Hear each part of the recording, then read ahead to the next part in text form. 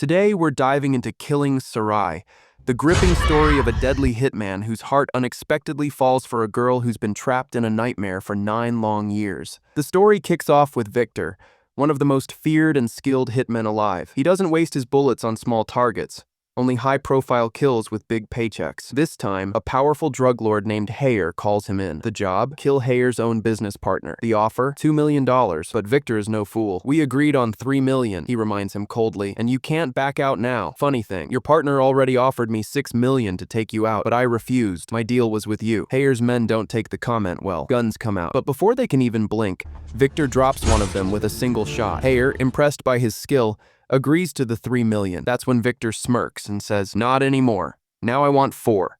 Your men disrespected me, and that has a price." The deal is sealed. Victor leaves.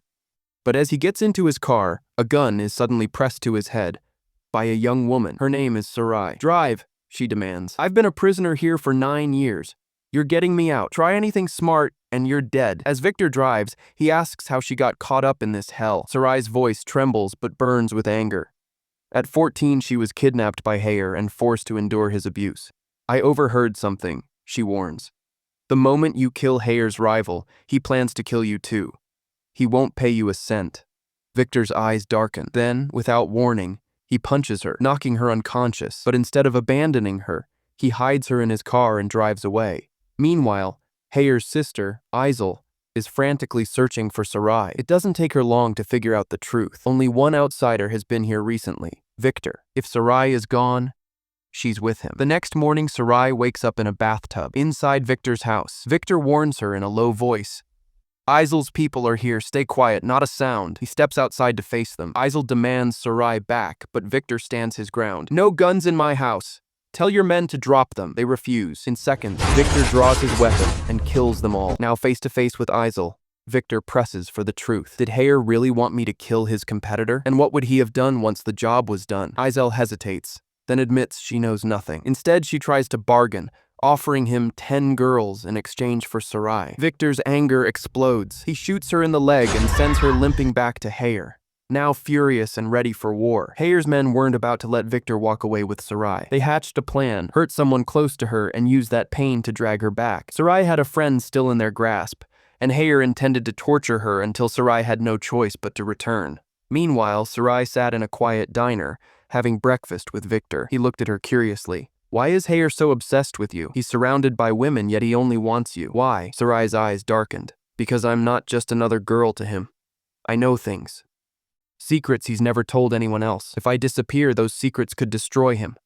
He'll never let me go." Before Victor could respond, gunfire erupted outside. Sarai rushed to the door and saw 2 men lying dead, the ones who had been watching them. Victor calmly took the diner owner's car, and the 2 sped away. Back at Victor's apartment, a video message arrived. Sarai's heart froze. Her friend was tied up, beaten almost beyond recognition. Heyer's men were brutal, and she wouldn't survive much longer. Then Heyer's voice came through. "Bring Sarai to this location tomorrow if you want her alive. Otherwise, she dies." Sarai's face was pale but determined. "I have to go back. I can't let her die because of me." Victor nodded but knew it could be a trap. He went to see his trusted friend Nicholas. The exchange could get ugly. "I'll need backup," Nicholas agreed without hesitation. The next day, they arrived at the meeting spot. Several vehicles pulled up, and out stepped Isel, not Heyer. Victor's eyes narrowed. "Sending you instead of showing up himself? That's an insult." Isel ignored him. "Bring Sarai." Sarai moved forward, her 2 friends being led away on the other side. But as they closed the distance, Victor made his move. Bullets ripped through the air. In seconds, Heyer's men were dropping one by one. The gunfight was brutal, but Victor's side came out on top. Isel, however, managed to shoot one of Sarai's friends before Victor gunned her down. Sarai was shaken. Victor took her away, instructing Nicholas to escort the surviving friend home. But Victor knew Heyer wouldn't stop. "We're going to Romania," he told Sarai. "It's the only way to stay ahead of him." He arranged a fake passport, and soon they were at the home of Samantha, a friend of Victor and Nicholas. But even here, danger was close. Over dinner, Sarai asked Samantha about Victor's past. She learned that both Victor and Nicholas were orphans raised by a priest, not a holy man, but the leader of a community of trained assassins. From childhood, they had been molded into killers. Gunshots shattered the quiet. Heyer had found them. Samantha quickly hid Sarai in a secret space, but Heyer stormed in with his men. He tortured Samantha mercilessly, demanding Sarai's location. Sarai watched in horror as Samantha's body was riddled with bullets. When Hayer threatened to kill her if Sarai didn't come out, she stepped forward, only to realize she wasn't alone. Victor had never actually left. He'd been waiting for this moment. In a blur, he eliminated Hayer's men one after another. The final shot upstairs revealed a shocking twist. Sarai herself had killed Hayer. The gun Victor had given her had been hidden in the mattress. She wasn't a killer by nature, and the act left her shaken, but there was no time to grieve. Samantha was dead. Victor took Sarai and went to the church where he and Nicholas grew up. There, Victor revealed something heavy. The priest had ordered him to kill Nicholas for defying their rules. He pointed a gun at his old friend but couldn't pull the trigger. "You're my brother. I'll fight them all if I have to." But suspicion crept back in. Only Nicholas knew Samantha's location. "How did Hayer find us?" Victor demanded. Nicholas denied betrayal. Then Victor turned to Sarai with a chilling request: strip down so he could search her for a tracking device. Reluctantly, she did, and Victor found a transmitter buried in her shoulder. He cut it out and told her she was free to leave, offering her money and a new identity. Sarai's voice was steady. "I'm an orphan too. I'm not leaving you. If you want me to work beside you, even as a hitman, I'm ready." That night, they became more than partners. The next morning, Victor took Sarai on their next mission, to Dubai, where their new target, a man named Arthur, awaited. Arthur had strange, twisted tastes. If he spotted a couple he liked, he'd invite them into his private bedroom and demand they be intimate right in front of him, rewarding them with obscene amounts of money. Victor and Sarai already knew his game.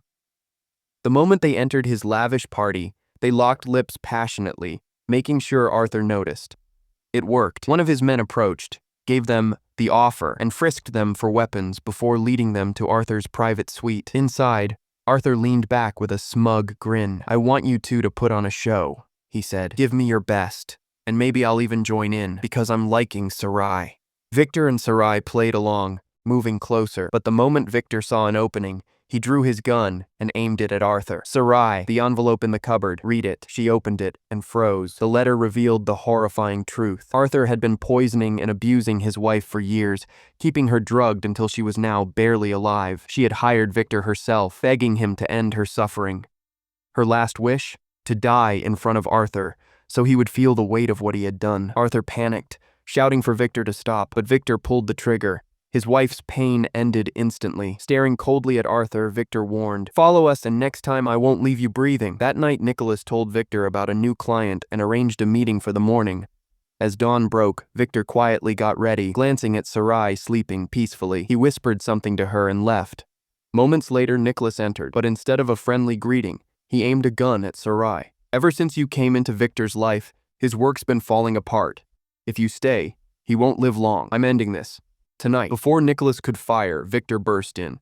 The two fought viciously, trading blow after blow, but Victor eventually overpowered him. Gun in hand, he was ready to end it, until Sarai, clutching her stomach, whispered, "Don't, he's your brother." That's when Victor saw the blood. Sarai had been shot. He scooped her into his arms and rushed her to the hospital. Hours later, she woke to find Victor at her bedside. His voice was heavy with pain. "This life, it's all death and danger. You've suffered enough since you were a child. I love you. I always will. But if we stay together, you'll never escape this world. From today, we go separate ways." And just like that, he was gone. Time passed. They built separate lives. Sarai became a skilled hitwoman in her own right. Then, years later, fate played its cruel trick. Their paths crossed again, both of them on opposing sides of the same mission. No words, just a silent recognition that the story wasn't truly over, and that's where the movie ends.